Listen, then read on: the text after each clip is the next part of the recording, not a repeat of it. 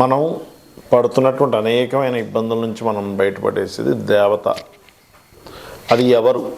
ఇప్పుడు మీరు ఉదాహరణకి మీది మేషలగ్నం.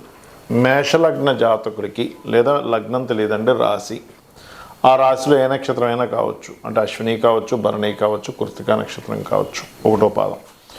అయితే మీకు రుణము కానివ్వండి, రోగం కానివ్వండి, శత్రుత్వాలు కానివ్వండి, లేకపోతే అనేకమైన ఇబ్బందుల నుంచి మిమ్మల్ని బయటపడేసేటువంటి దేవత ఒకటి ఉంటుంది మీ లగ్నానికి స్పెసిఫిక్గా.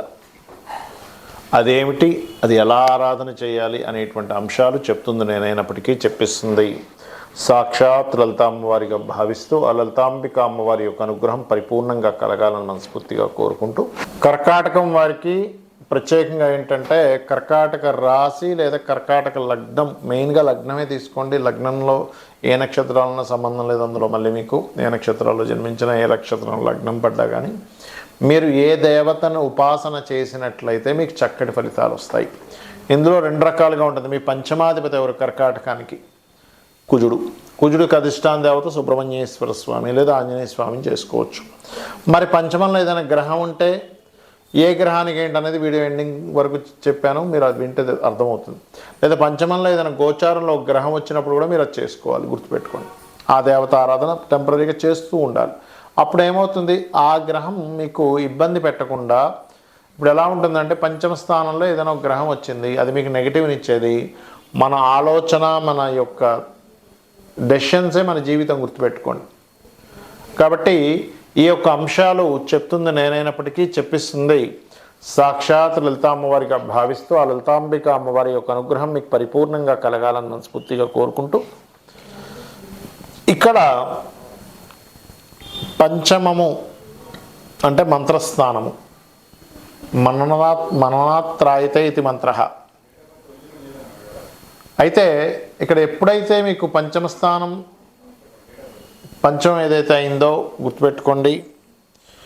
ఈ పంచమాధిపతి, పంచమ స్థానంలో ఉండేటువంటి గ్రహాలు ఇవన్నీ కూడా మీకు రుణ రోగ శత్రు బాధల నుంచి బయటపడేస్తాయి, గుర్తుపెట్టుకోండి. అలాంటప్పుడు మీకు పంచమ స్థానం ఏదైతే అయిందో అంటే మీ యొక్క లగ్నానికి సుబ్రహ్మణ్యేశ్వర స్వామి ఆరాధన చేయడం ద్వారా ఎక్కువగా మీకు ఏంటంటే యువకుల ద్వారా లేదా అన్నదమ్ముల ద్వారా, వీళ్ళ ద్వారా స్ఫురణ, అంటే వాళ్ళనే మాటలు, వాళ్ళు చెప్పే వీటి వల్ల మీకు ఇబ్బందుల నుంచి బయటపడుతూ ఉంటారు. అయితే ఇక్కడ కుజుడు కనుక రాహుతో కలిసి ఉండి స్పాయిల్ అయితే మాత్రం కందులు దానం ఇస్తూ లేదా గోవు క్యారెట్స్ తినిపిస్తూ ఉపాసన చేస్తూ ఉండాలి. అదేమవుతుందంటే కుజదోషం ఏర్పడింది. పంచమంలో రాహుతో ఉన్నాడు కుజుడు, కుజదోషం ఏర్పడిపోయింది. పంచమంలో ఉంటే దోషం అండి అంటే అక్కడ కుజుడు దోషం ఏర్పడింది, గుర్తుపెట్టుకోండి. అప్పుడు ఏం చేయాలి? లేదా శనితో ఉన్నాడు, అప్పుడు ఖచ్చితంగా గోవులకి బెల్లము క్యారెట్స్ తినిపించడం చేసినట్లయితే అప్పుడు మీరు చేసే సాధనా మార్గం వల్ల ఇబ్బంది ఉండదు. లేదా కందులు దానంగా ఇవ్వడం, మినుములు దానంగా ఇవ్వడం.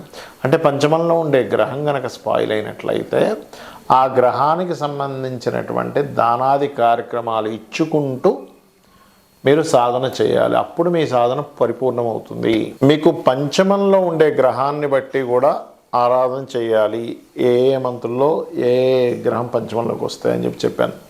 అయితే అందులో ఒక్కొక్కటిగా చూసుకుంటే రవి కనుక వస్తే సూర్యుడు, చంద్రుడు కనుక వస్తే రాజరాజేశ్వరి అమ్మవారిని ఆరాధన చేయండి పంచమ స్థానంలోకి. ఎందుకంటే గోచారంలో గ్రహాలు వస్తూ ఉంటాయి. బట్ పర్మనెంట్గా మీ రాశికి ఒకటి చెప్పాను, బట్ పంచమంలోకి వచ్చిన గ్రహాన్ని బట్టి కూడా మార్చుకుంటూ ఉండాలి. ఇప్పుడు నేను మీకు మేషం వారికి ఇప్పుడు కేతు ఉన్నాడు పంచమంలో అని చెప్పాను. అలాగే వృషభ రాశి వారికి నెక్స్ట్ శుక్రుడు వస్తున్నాడని చెప్పుకున్నాం. మిథునం వారికి ఒక 2 నెలల తర్వాత శుక్రుడు అక్కడికి వస్తాడు. అట్లా మార్పు వస్తూ ఉంటుంది. అలా ఆ రకంగా కుజుడు వచ్చాడు ఉదాహరణకు పంచమంలో, సుబ్రహ్మణ్యేశ్వర స్వామి ఆరాధన ఖచ్చితంగా చేయండి. అది కూడా మీకు ప్రభావితం చేస్తూ ఉంటుంది. అదేవిధంగా గురువు అయితే దక్షిణామూర్తిని లేదా దత్తాత్రేయుడి యొక్క ఆరాధన చేయొచ్చు. బుధగ్రహం అయితే విష్ణుగ్రహాన్ని అంటే విష్ణుమూర్తిని బుధగ్రహం దగ్గర కూడా దీపారాధన చేయొచ్చు. అదేవిధంగా శుక్రుడైతే అమ్మవారు, లలిత అమ్మవారు అనుకోండి, లక్ష్మీదేవి అనుకోండి చేయవచ్చు. శని అయితే కనుక వెంకటేశ్వర స్వామిని లేదా శివ ఆరాధన కూడా చేయవచ్చు. రాహు, దుర్గా, కేతు, గణపతి ఇవి ప్రధానంగా చేయండి. అలాగే మరొక విషయం ఏంటంటే ఇక్కడ గమనించినట్లయితే ఈ యొక్క పంచమ స్థానంలో ఉండే గ్రహాల గురించి మనం చెప్పుకున్నాం. అయితే ఇది ఆరాధన క్రమం అనేటువంటిది ఎలా ఉండాలి? మీరు ఏదైనా ఒక మంత్రం తీసుకున్నారు, ఆ దేవత సంబంధించిన మూల మంత్రాన్ని మీ గురువుల దగ్గర ఎవరి దగ్గరైనా తీసుకున్నారు, ఖచ్చితంగా 48 నిమిషాల పాటు ఆ జపం చేయాలి, గుర్తుపెట్టుకోండి. అది కూడా నిత్యము చేయాలి. ఒకరోజు చేసాం, వారం రోజులు మానేసాం, మళ్ళీ ఎప్పుడో గుర్తొచ్చింది చేసాం, అది మీకు కనెక్ట్ అవ్వదు. ఎట్టి పరిస్థితుల్లో ఆ దేవత మీకు ఒక్కసారి దేవత కనుక కనెక్ట్ అయితే ఎలా ఉంటుందంటే తను మీకు చెవులో ప్రతిదీ చెబుతూ ఉంటుంది. మీకు ఆపద వచ్చే ముందే మీకు ఒక సిమ్టమ్ రూపంలో చెప్తూ ఉంటుంది, గుర్తుపెట్టుకోండి.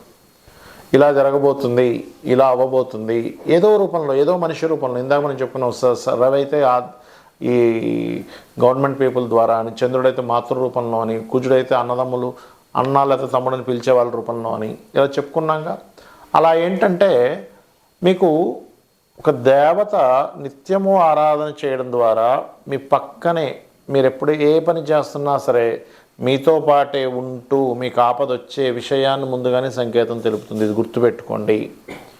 ఇది సత్యం, 100% సత్యం. కాబట్టి మీరేం చేయాలి?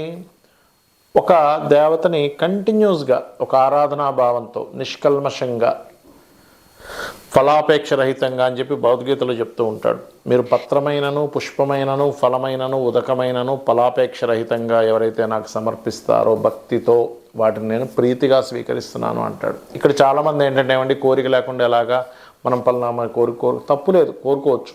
కాకపోతే ఇక్కడ ఏంటంటే నేను ఫలానా దేవతని చేస్తే నాకు ఇది వస్తుంది అనేది పక్కన పెట్టేసేయండి. ఎందుకంటే దీపాన్ని తీసుకొచ్చినప్పుడు కాంతి ఆటోమేటిక్గా వస్తుంది. మీరు కాంతిని సపరేట్గా తీసుకురాలేరు, దీపం తీసుకొచ్చినప్పుడు కాంతిని మీరు ఆపలేరు. కాంతి దానంతటా అదే దీపంతో పాటు ఎలా ప్రయాణం చేసి వస్తుందో మీరు చేసే ఉపాసన మూలంగా ఖచ్చితంగా ఆ దేవత అనుగ్రహం మీకు కలిగి తీరుతుంది. కాకపోతే ఇక్కడ మీరు అర్థం చేసుకోవాల్సింది ఏంటంటే మీ లగ్నం నుంచి పంచమాధిపతి ఎవరు, ఆ పంచమాధిపతికి అధిష్టాన దేవత ఎవరు, ఆ దేవత సంబంధించి నేను నిత్యం చేసుకోవాలి అంతే. ఇంకా ఒకవేళ ఆ పంచమ స్థానం పాడైనప్పుడు ఏం చేయాలి? అది సర్పదోషం ఏర్పడిందా, లేకపోతే ఉదాహరణకి సర్పదోషం ఏర్పడింది, సర్పప్రతిష్ఠ రావి చెట్టు చుట్టూ ప్రదక్షిణాలు చేయండి. లేదా పితృదోషం ఏర్పడింది, పితృదేవత ఆరాధన కూడా చేయండి. లేదా మాతృదోషం ఏర్పడింది, అమ్మవారి ఆలయాలకు వెళ్ళి సేవలు చేయండి. లేదా కుజదోషం ఏర్పడింది పంచమంలో, అప్పుడు సుబ్రహ్మణ్య స్వామి ఆరాధన కూడా తీవ్రంగా చేయండి. లేదా ఆంజనేయ స్వామి ఆలయాలకి, సుబ్రహ్మణ్య స్వామి ఆలయాలకు వెళ్తూ ఉండండి. అప్పుడు ఏమవుతుందంటే మీ యొక్క ఉపాసన, చాలామంది అంటుంటారు ఏమంటే నేను ఫలానా ఉపాసన చేస్తున్నాను కానీ నాకు ఫలితాలు రావట్లేదు అంటూ ఉంటారు. అలా ఫలితాలు ఎందుకు రావట్లేదంటే అక్కడ ఒక దోషం కూడా ఏర్పడింది. ఆ దోషాన్ని క్లియర్ చేసుకొని మీరు ఉపాసన చేయండి. ఖచ్చితంగా అమ్మవారి అనుగ్రహం, మీరు పూజించేటువంటి దేవతా అనుగ్రహం 100% జరుగుతుంది. మీరు లైఫ్లో ఎదగడం జరుగుతుంది. శ్రీమాత్రే నమః. ఇక్కడ మరొక్క విషయం ఏంటంటే కేవలం దేవతా అనుగ్రహంతోనే మీరు ముందుకు వెళ్ళలేరు, గుర్తుపెట్టుకోండి. పితృదేవతల యొక్క అనుగ్రహం కూడా కావాలి. మనం చూస్తూ ఉంటాం ఏమంటే ఏదో గాలి సోకింది, లేకపోతే ఏదో ఒక నెగటివ్ ఎనర్జీ పట్టుకుంది, లేకపోతే ఒక పిశాచ యోగం కనెక్ట్ అయింది అంటూ ఉంటాం. ఆ యొక్క డైమెన్షన్స్లో మీ పితృదేవతలు ఉంటారు, గుర్తుపెట్టుకోండి. అంటే సేమ్ డైమెన్షన్స్లో కొన్ని ఎనర్జీస్ ఉంటాయి. మనకి చూడండి, మనం వింటూ ఉంటాం అతల సుతల వితల పాతాల తలాతల అనేటువంటి ఒక మాట వింటూ ఉంటాం. అంటే 7 లోకాలు, కింద 7 లోకాలు, మొత్తం 14 లోకాలని. అదేదో లోకాలు అనగానే మన భూమి నుంచి పైన ఉండడం కింద ఉండడం కాదు, ఒకే దగ్గర డిఫరెంట్ డైమెన్షన్స్లో ఉన్నాయని అర్థం. ఆ డిఫరెంట్ డైమెన్షన్స్లో ఉండేటువంటిది ఒకదానికి ఒకటి కనెక్టివిటీ అసలు మనం ఉందని కూడా మనకు అర్థం కాదు. ఆ రకంగా మీరు కేవలం దేవతారాధన చేస్తున్నాను నాకు మంచి కలగాలంటే అది పూర్తి స్థాయిలో మీకు పూర్తి అవ్వదు. మీ యొక్క సాధన కానివ్వండి, లేదా మీ జీవితం కానివ్వండి, ఖచ్చితంగా పితృదేవత ఆరాధన ఉంటేనే, చేస్తేనే దేవతలు కూడా మనల్ని అనుగ్రహిస్తారట. ఎందుకు? మన యాన్సిస్టర్స్.